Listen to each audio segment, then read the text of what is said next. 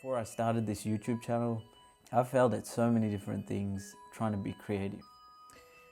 So this video is a little bit unplanned, and I've been releasing some vlogs on side hustles and the things that I've been trying to do with my drone footage and aerial videography.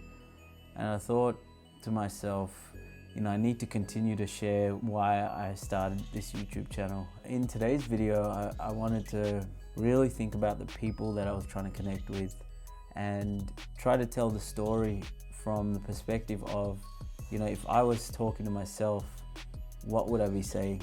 When I started to think about that, what I started to realize was that before I started this YouTube channel, I failed at so many different things trying to be creative.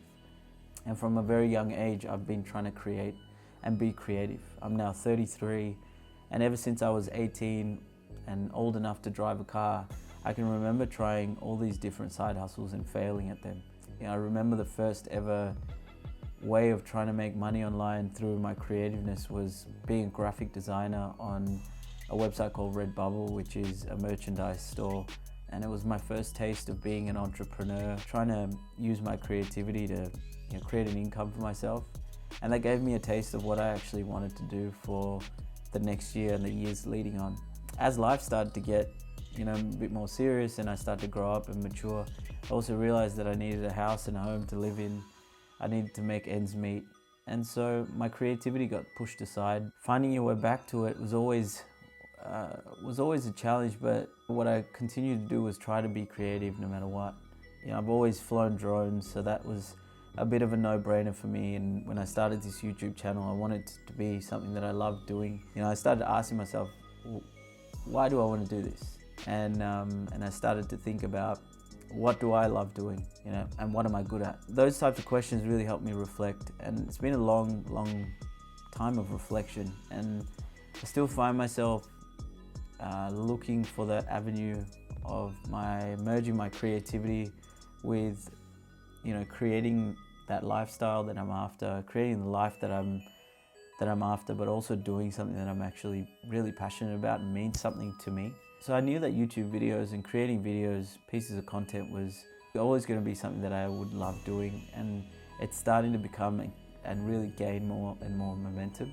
It's obviously one part of my life that I felt quite lost in, and I continue to keep searching. It's not easy, but I failed so many times.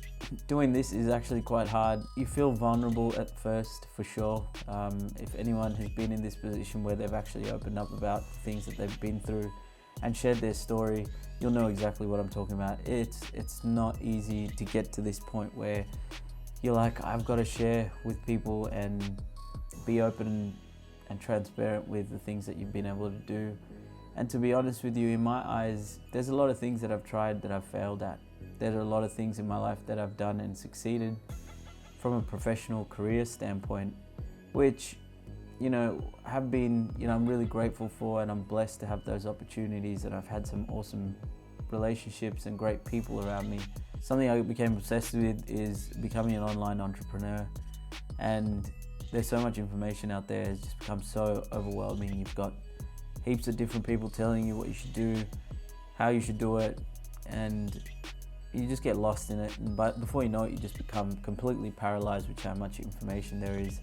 You end up just consuming a whole bunch of stuff, and it becomes overwhelming to the point where you just don't do anything about it because it seems too hard.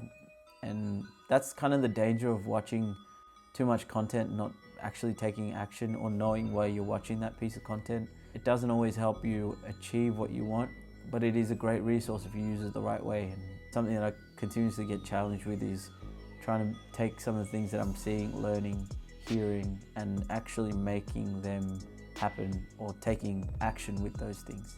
And that's where I'm at today. I'm really trying to push forward with this YouTube channel.